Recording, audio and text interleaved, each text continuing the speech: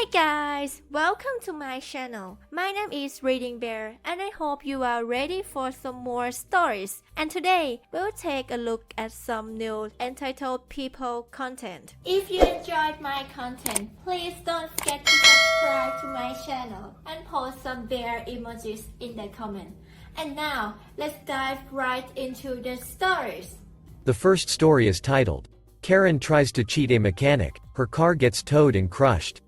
So, I run a small mechanic shop out of my garage. How our neighborhood is set up, there is a building that is an apartment building. The garages are on the bottom, and on top are the living units. Most of them are studios, but a few have a full layout. Across from us, are regular houses and duplexes.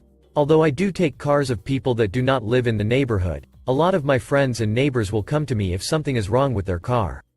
I will give them a good price, and if needed, I can work out a payment plan with them. And I really did not mind either.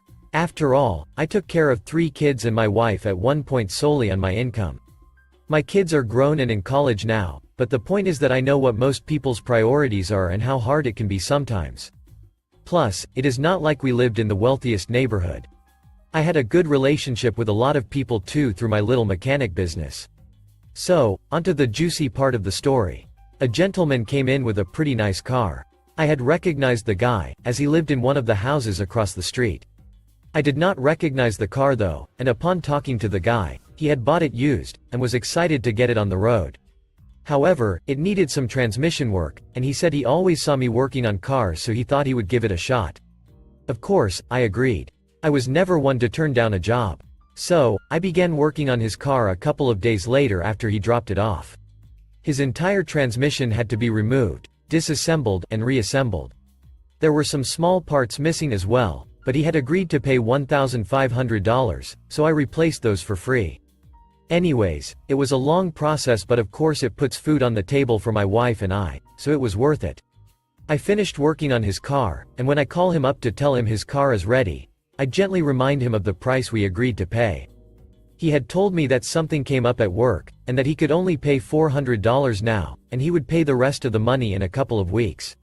Of course, I would have loved to get the entire payout right there, but I also completely understand and told him that it was no problem. So, he gets his car, pays $400 in cash outright, and says he will let me know when he is going to pay the rest. I told him no problem and to enjoy riding around in his new car. He seemed friendly, and I never heard anything about him from our neighbors. Anyways, so a few weeks pass, and I do not hear anything from this guy. I was going to call him one day, but he calls me and tells me that he is having some emergency family problems and had to use most of his paycheck for medical purposes. Of course, I felt for the guy, so I told him to call me back in 1 to 2 weeks and we could figure something out. Well, guess what? Weeks go by, and nothing. By now, it was almost 2 months after I fixed his car up for him, and as much as I wanted to be patient and understanding, this was starting to sound fishy. So, I call him, and ask him straight up when he thinks he is going to pay me the rest of the money. I kid you not, this guy tells me has not paying the rest of the bill. At first, I thought something was wrong with the car. But no, he tells me that he figures he has the car now and it is running, so why pay the rest of the money? I was pissed, of course. What kind of thinking is that, and why did he feel so confident telling me that? We went back and forth for a few minutes before I realized that he really was not going to pay it. But unluckily for him, I knew where he lived, and I had documentation of his car and license plate number. So, I called up a buddy of mine that works at a towing company, and I told him to come tow this car and take it to the recycling center.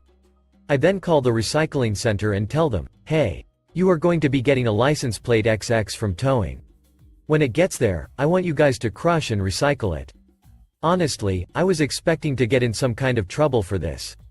But how could someone just rack up a huge mechanic bill, pay half of it, and then call it a day? Of course, once this guy found out, he was absolutely pissed. He showed up at my little garage the next day with police and everything.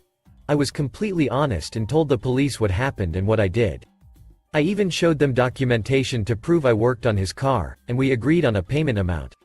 Then the police officers informed the guy that technically, the vehicle was relocated, not stolen, that the recycling center got recyclable materials, not stolen property, that the car no longer exists because it was recycled, and that the incident would be a civil matter, not a criminal matter. So of course, after this, he decides to sue me. I was already surprised that the police did not get me in trouble, but according to them I technically did not break the law. I tell the judge the exact same thing that I tell the police, and although I was sure to get at least a slap on the wrist, nothing. Oh my god, this was the best revenge of my life. The judge told my neighbor the exact same thing and I was not charged of anything. So now not only did this guy lose money and a car, but he could not even do anything about it. Man, sometimes revenge is just too sweet. The next story is entitled Woman Thought It Was Perfectly Fine to Block My Driveway. Woke up this morning at about 7 a.m. checking my outside cameras as usual, when I'm greeted by the infuriating sight of a newish gray Toyota sedan firmly blocking my driveway. Even though it is frigid by California standards, I go outside to see if the person was inside and about to move so I hopefully wouldn't have to escalate things. They were predictably not inside, so I called parking enforcement. It took them an hour and a half to get here, but apparently the person who blocked me in was in no rush. Thankfully, the parking enforcement officer was very nice. My mother and I handed over our IDs to prove we lived there, her house in front, mine in back, and he asked us if we wanted the car towed. I told him whatever gets it out of here. He told us to have a good day, and we went inside to watch the show from my security camera. The tow truck guy shows up, and him and the officer conversate. Now with the unholy racket the tow truck guy was making, the very loud conversation they were having, and the car alarm going off, you'd think this person would come skipping down the street any minute, right? Nope. It wasn't until the tow truck guy and the officer were about to drive away that this older Hispanic woman, late 50s maybe, makes her way down the street, seemingly no concern on her part asking why her car was about to be hauled off. The way she was gesturing and pointing wildly, you'd think we did her a serious wrong. The officer very nicely pointed out, not to mention loudly as this will be important later, no less than 5 times that she was blocking our driveway. She seemed to not comprehend that it was against the law even after he showed her the pictures he took of her car while he literally spelled it out for her. You could hear him saying, "Here's the driveway, here's the property, and here's your car. You are blocking it." She tried to argue with the tow truck guy about getting her car back, but he did that shrug that clearly said, "Well, it's on the hook already, you'll have to pay." So she handed her card over while throwing our house dirty looks like she expected us to come out and berate her. No need. These guys were doing a bang-up job already. The kicker is, she did not even have the car keys. This woman apparently handed them off to a relative, so she was obviously planning on leaving the car there all day. So, she had to go all the way back to her house, which was pretty far down the street because it took her a while to get a spare key. In that time, an extremely nosy neighbor of ours across the street decided to stick her nose where it didn't belong, asking the men why the woman was getting towed even though she saw her blocking us. The tow truck guy, awesome dude, literally gestured at our driveway saying, they couldn't even get out. With that incredulous tone of voice that you only reserve for the slow-witted ones. In the end, she had to pay to get her car back. Her and the neighbor had a long talk gesturing in our direction while conversing in snooty voices like anybody gave a damn, and the best part? She got to take home a nice present in the form of a ticket on her windshield. I hope for her sake she not only learns not to do that stupid shit again, but that fines aren't doubled on holidays. Oh well. The next story is titled, My Cousin Arrested My Father. I gave him the go-ahead. One day my father and my cousin and I were at a gardening store to buy some pieces to repair a sprinkler system. They were small items. We find what we need, but one of them had the tag scratched and for sure won't scan at the checkout. I said we have to find one with a proper tag, but my father said there's no need. He takes the tag off and puts the item in his pocket. Me and my cousin look at each other like WTF. When asked, my father said they won't even notice it. Since it had no tag, it wouldn't activate the alarm at the entrance. 2 things you need to know going forward. 1. My cousin is a police officer fresh out of the academy. 2. My father has always had an attitude of superiority towards the children of the family. Something like I'm your father, uncle, etc. You won't dare cross me, no matter if we're already adults with jobs and our own homes. So my cousin asks if he realizes he could have him arrested for this, to which he responds by laughing, and then he said he dares him to do it. We walk towards the registers, and while waiting in line my cousin whispers in my ear, "You know what I'm about to do, right?" To which I reply, "Yes." He waited for my father to pay for the stuff he wanted to pay for and go past the alarm sensors so that the theft would be official and not just intent. Then he started acting like police. He presented himself as off-duty police, badge number, etc., loud and clear so that people would hear. Then he asked my dad to empty his pockets. A puzzled look covers my dad's face at this point. Security comes to check what's going on and my cousin explains that him, an off-duty officer, witnessed this man putting an object in his pocket and did not pay for it. Security also asks him to empty his pockets, and there it is, the item he stole. Security detains my dad and calls 911. Police officers came and took my dad away after confirming the story with the security footage. He spent the night in jail and got hit with a fine. After that he stopped acting like the king of the family's hill, and this would be something to laugh at for years to come. The last story is titled, Battle of the Garden, or, How to Piss Off an Airsoft Player. I only thought some people are this crafty in the movies. Too many times have we seen the dastardly villain create overly complex traps, but this is next level. Note: I am not involved in this story and was told to me by an old friend. He gave me permission to post. This friend, we'll call Rico, 36 male, introduced airsoft to me years ago but is also a major gardening monster of large size. Go ahead. We called him that a lot as well. He got in touch with me a while ago and we're going over what's new. We haven't spoken to each other since the nameless pandemic hit.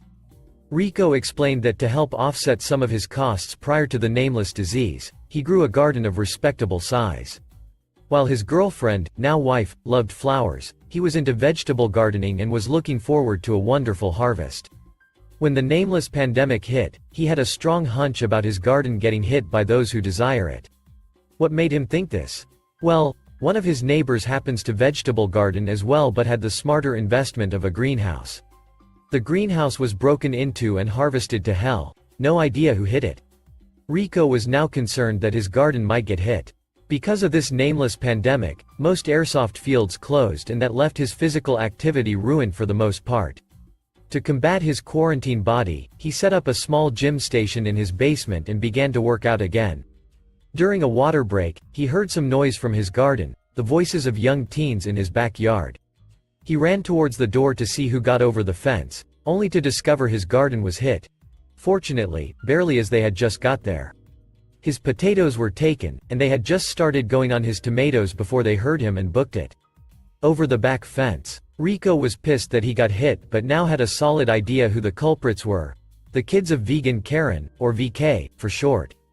VK was relatively new to the area and quickly made a name for herself. A divorcee who professes the perfect vegan body and houses 3 teens within her home. 2 of those teens have juvie records while the other is biding their time to get out. Rico never had problems with the teens when they moved in. Well, that changed when cops kept appearing in the neighborhood. Rico has lived in his house for 10 years and it was a rare occasion to hear police sirens. For the past year or so, 6 separate occasions. Rico loved airsoft just as much as he loved his gardening and developed a plan to get evidence that those teens are pilfering his garden. One of his most notable tactics is the use of gas-powered mines and tripwired grenades. With encouragement from his girlfriend, Rico sets up his plan, making the garden a military training exercise. Setting up cameras was the easiest part. Putting the traps in very strategic points took him a while but it paid off in the end. Rico suspected that it would take a week before he got hit again by the vegan teens. It was only a handful of days. And they brought VK along. A chorus of screams and exploding powder traps with airsoft BBs flying out of other traps at the body and legs of the intruders rang out in the night air. Eventually, at the end of the night chorus, VK was trapped and caught up in plenty of wires while her 2 troublemaking teens wrapped in more tripwires. Basically, Rico had single-handedly fixed his neighborhood with the use of 3 coils of fishing line, 12 airsoft grenades, 8 shout-out airsoft BBs while 4 were simple bangers, 6 powder mines, of varying colors, and 4 claymores. Don't worry. He used certain powders that are environmentally friendly as well as BBs that can decompose. Rico explained to me the feeling of waiting for the police at 3 a.m. as pure enjoyment. VK and her 2 teens were booked that night for theft, trespassing, and a couple of other charges he forgets. Thank you for listening.